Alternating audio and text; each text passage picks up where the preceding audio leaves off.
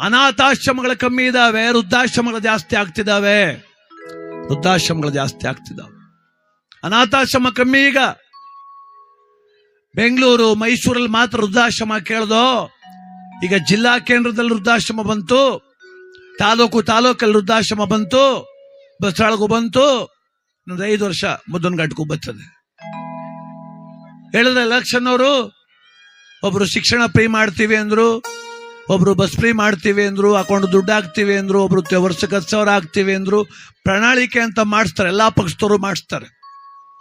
ಇನ್ನು ನೆಕ್ಸ್ಟ್ ವರ್ಷಕ್ಕೆ ನೋಡಿ ಇನ್ನೊಂದು ಲೈನ್ ಹಾಕಿಸ್ತಾರೆ, ಒಂದು ಪಂಚಾಯತಿಗೆ ಒಂದು ವೃದ್ಧಾಶ್ರಮವನ್ನು ಕಟ್ಟಿಸಿಕೊಡುತ್ತೇವೆ, ನೀವು ನಮ್ಗೆ ಓಟ್ ಹಾಕ್ಬಿಡಿ, ನಿಮ್ಮ ಒಟ್ಟಿಲಿ ವಯಸ್ಸಾದವ್ರು ಇದ್ರೆ ಇಟ್ಟಿಕತ್ತೀವಿ ಅಂತಾರ. ಈ ಸೊಸೈಟಿರೆಲ್ಲ ಅವ್ರಿಗೆ ಹಾಕ್ತಿರಿ ಗ್ಯಾರಂಟಿ, ನೀವು ಕರ್ಕೊಂಡೋಗಿ ಮಾತ್ಲಿ ಇವ್ರಿಬ್ರು ಅಂತ. ಕಾಲ ಹಂಗಾಗದೆ, ಜನರ ಅಗತ್ಯ ಮಿತಿ ಮೀರದೀಗ. ಮನ್ಸು ತುಂಬಾ ಕೆಟ್ಟದೆ.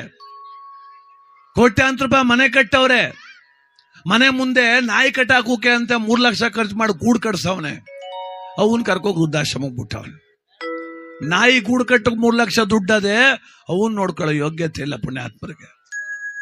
ಆಲೋಚಿಸ್ಬೇಕ್ರಿ, ವಿವೇಚಿಸ್ಬೇಕು. ನಾವು ದೇವ್ರ ಪೂಜೆ ಮಾಡಬೇಕು, ಧರ್ಮ ಉಳಿಬೇಕು, ಸಂಸ್ಕೃತಿ ಬೆಳಿಬೇಕು, ಸತ್ಯ. ಅದರೊಟ್ಟಿಗೆ ನನ್ನ ಎತ್ತವರ ಕಣ್ಣೀರ ಒರೆಸುವ ಕೆಲಸನೂ ಆಗ್ಬೇಕಲ್ಲ.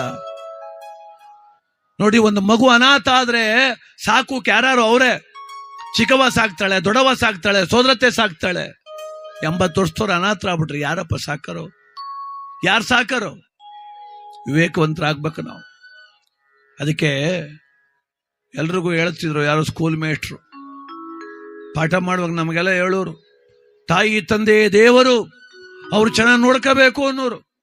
ಆಹಾ, ನಮ್ಮ ಮೇಷ್ಟ್ರಿಗೆ ತಾಯಿ ಬಗ್ಗೆ ಎಷ್ಟು ಪ್ರೀತಿ ಅನ್ಕೊಂಡೆ ನಾನು. ಮೇಷ್ಟ್ರು ಪಾಠ ನಾನು ಕೇಳ್ತೀನಿ, ಮೇಷ್ಟ್ರು ಹೆಡ್ತಿ ಕೇಳಲ್ಲ ಪಾಠವ. ಅವ್ರವ್ನ ಕರ್ಕೋಗಿ ವೃದ್ಧಾಶ್ರಮ ಬಿಟ್ಟವನ ಆ ಪುಣ್ಯ ಅಂತ.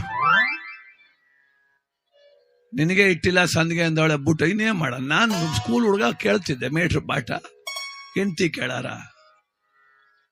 ವೃದ್ಧಾಶ್ರಮ ಬಿಟ್ಟವ್ರೆ ತಾಯಿನ. ಸುಮ್ಮನಿದ್ರೆ ಆಗೋದು, ನೋಡಕ್ ಬೇರೆ ಹೊಂಟಾಗೋರು ಮೇಷ್ಟ್ರು. ಏನಂತ ಕೇಳೋದು ವೃದ್ಧಾಶ್ರಮದಲ್ಲಿ ತಾಯಿನ?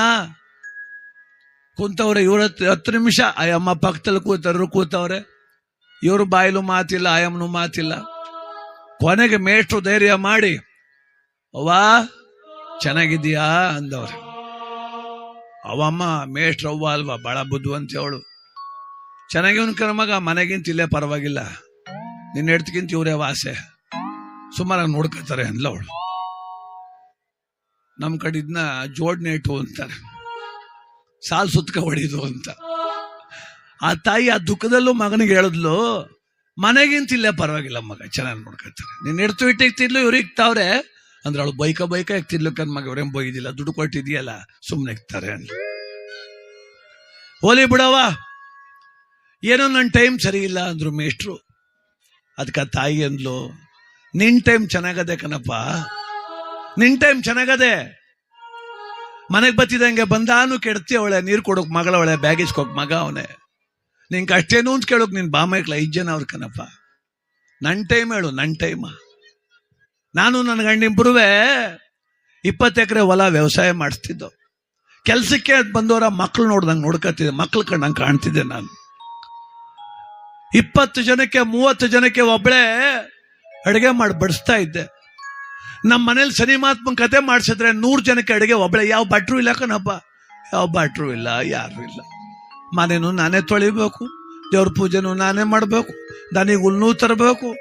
ನಿಮ್ಮಪ್ಪ ಬೇರೆ ಕೈನೇ ಮುರಿದು ಹಾಕ್ಬಿಡು ಹೊಡೆದಿ ಪುಣ್ಯಾತ್ಮ. ಆ 100 ಜನಕ್ಕೆ ಅಡುಗೆ ಮಾಡಿ ಇಕ್ತಿದ್ದೆಕಲ್ಲ ಮಗ ನಾನು. 100 ಜನಕ್ಕೆ ಅನ್ನ ಹಾಕ್ತೋಳ ಕರ್ಕ ಬಂದು ಕೊನೆಗಾಲದಲ್ಲಿ ತಟ್ಟೆ ಹಿಡ್ಕಲ್ಲ ಏನಲ್ಲಿ ನಿಂತ್ಕೊಂಡ್ ಮಾಡ್ಬಿಟ್ಟು ಹೊಂಟದಲ್ಲ ಪಾಪಿ ನನ್ನ ಮಗನೇ. ತಿರ್ಗಾ ನಿನ್ ಟೈಮ್ ಚೆನ್ನಾಗಿಲ್ಲ ಅಂತೀಯಲ್ಲಪ್ಪ, ನಿನ್ ಟೈಮ್ ಚೆನ್ನಾಗದೆ, ನನ್ನ ಟೈಮ್ ಕೆಟ್ಟೋಗದೆ, ಸುಮ್ಮನೆ ಹೊಂಟೋಗಪ್ಪ.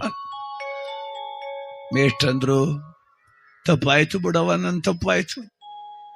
ಅದಕ್ಕೆ ತಾಯಿ ಅಂದ್ಲು, ತಪ್ಪು ನಿಂದಲ್ಲ ಕಣಪ್ಪ, ನಂದು. 3 ಹೆಣ್ಣಿದ್ದ ತೆಪ್ಪಗಿದ್ರೆ ಆಗೋದು ಕಣಪ್ಪ. ಗಂಡು ಬೇಕು ಅಂತ ತಿರುಪತಿ ಗಂಡು ನಡ್ಕೋಗಿದ್ದೆ ಕಣಪ್ಪ, ಅದು ಕಣ ಮೊದಲನೇ ತಪ್ಪು. ನಾನು ಹೆಣ್ಮಕ್ಳು ಮಾಡಿದ್ರೆ ಹುಡ್ತಪ್ಪ ನಿನಗೆ ಮಾಡ್ದೆ ಕಲೋ ಗಂಡು ಅಂತ. ನಮ್ಮ ಪಕ್ಕದ ಮನೆಯಳು ಬೋದ್ಲು, ಹೆಣ್ಣೈಕ್ಳು ಮಾಡ್ಲ ಇವ್ನಿಗೆ ಯಾಕೆ ಮಾಡಿ ಅಂತ. ಸುಮ್ಮರಮ್ಮಿ ಗಂಡು ಅಂತ ಮಾಡ್ದೆ. ಅದು ಕಣಪ್ಪ ಎರಡನೇ ತಪ್ಪು. ನನ್ನ ಮಕ್ಕಳಿಗೆ ಹಳೆ ಬಟ್ಟೆ ನಿಲ್ಲಿಸ್ತಿದ್ದೆ, ಹೆಣ್ಮಕ್ಳಿಗೆ 3 ಮಕ್ಕಳಿಗೂ ನಿನಗೆ ಹೊಸ ಬಟ್ಟೆ ಹಾಕಿಸ್ತೀನಿ. ಆ 3 ಹೆಣ್ಣೆಕ್ಳು ದಿನಾ ಫೋನ್ ಮಾಡ್ತಾವ, ನಾವು ನೋಡ್ಕತೀವಿ ಬಾವ ಅಂತ. ಅವರೇನೋ ನನ್ನ ಕರ್ಕೋಯ್ತಾರೆ, ನಾನು ಹೋಗ್ಬಿಟ್ರೆ ಅಳಿಯಂದ್ರ ಮನ್ಸು ನಿನ್ನಂಗೆ ಅಲ್ವಪ್ಪ ನನ್ನ ಅಳಿನುವೆ. ಅವರಪ್ಪ ಅವೇನು ಅನ್ಕೋದಿಲ್ಲ ನಿನ್ನ ನನ್ನ ಮಗನ ಮಾನವ ಮಗಳ ಮನೆಗೆ ಹೋಗಿ ಕಳಿಬೇಕಲ್ಲ ಅಂತ ಇಲ್ಲಿ ಇವನಿಗೆ ಅಂದ. ಹೋಗು ನೆಮ್ಮದಿಯಾಗಿರೋ, ಹೋಗು, ನನ್ನ ಯಾಕೆ ಮಾತಾಡ್ಸಕ್ ಬಂದಿದ್ದೀನಿ ನೀನು? ಆಯ್ತು ಬಿಡವ, ಒಯ್ತೀನಿ, ಏನೋ ಬೇಕಾದ್ರೆ ಹೇಳು ತಂದು ಕೊಡ್ತೀನಿ ಅಂದ್ರು.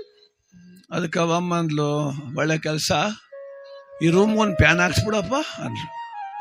ಪ್ಯಾನ ಹಾಕ್ಸ್ತೀನಿ ಬಿಡು, ಅದೇನು ಮನೇಲಿದ್ದಾಗ ಪ್ಯಾನ್ ಕೇಳಂಗ್ ಮನೆ ಕತ್ತಲ್ಲ, ಈಗ ಯಾಕೆ ಪ್ಯಾನ್ ಕೇಳ್ತೀಯಲ್ಲ ಅಂದ್ಲು. ನನ್ಗಲ್ಲ ಕಣಪ್ಪ, ನಿನ್ಗಿರ್ಲಿ ಈಗಲೇ ಹಾಕ್ಸ್ಕೊಬಿಡು ಅಂದ್ಲು. ನನಗೆ ಯಾಕೆ ಅಂದ, ನಿನಗೂ ಇಲ್ಲೇಕನ್ ಹೋಗು, 85 ಕರ್ಕ ಬಂದಿದ್ದೀನಿ, ನನ್ನ ರಿಟೈರ್ಡ್ ಆದ 3 ದಿನ ಕಿಲಿಗೆ ಬಚ್ಚಿಕನ್ ಹೋಗು, ನೀನು ಹೆಡ್ತಿ ಮಗನ ಅಲ್ಮಡಿ ಕತ್ರ ಅನ್ಕೊಂಡಿದ್ಯಾ ನನ್ನ ಮಗನೇ ಅನ್ಲೋ. ಮಾಡಿದ್ದುಣ್ಣೋ ಮಹಾರಾಯ. ಈ ಜಗತ್ತಲ್ಲಿ ಮಾಡಿದ್ಯೋ ಮಡಗಿದ್ಯೋ ಗಾದೆ, ನಮ್ಮ ಮಂಡ್ಯ ಭಾಷೆ ಗಾದೆ, ಮಾಡಿದ್ಯೋ ಮಡಗಿದ್ಯೋ. ತಾ ಮಾಡಿದ ಅಡಿಗೆ ತಾ ಉಣ್ಣಬೇಕು. ಈ ಜಗತ್ತಿಗೆ ಆದರ್ಶವಾಗಿ ಬದುಕಿದ್ರೆ ಕಡೆಗಾಲದಲ್ಲಿ ನಾನು ಕೆಟ್ಟೋದ್ರು ಅಯ್ಯೋ ಪಾಪ ಅಂತಾರೆ ಜನ. ನಾನು ಅಹಂಕಾರದಲ್ಲಿ ಮೆರೆದು ಎತ್ತೋರು ದೂರ ಮಾಡಿ ದೈವ ಧಿಕ್ಕರಿಸಿ ಪ್ರಪಂಚಕ್ಕೆ ವಿರುದ್ಧವಾಗಿ ನಡೆದ್ರೆ ಆಗ್ಲಿ ನನ್ನ ಮಗನಿಗೆ ಅಂತಾರೆ. ಆಯ್ಕೆ ನಮ್ಮದು ಬಂಧುಗಳೇ, ಆಯ್ಕೆ ನಮ್ಮದು.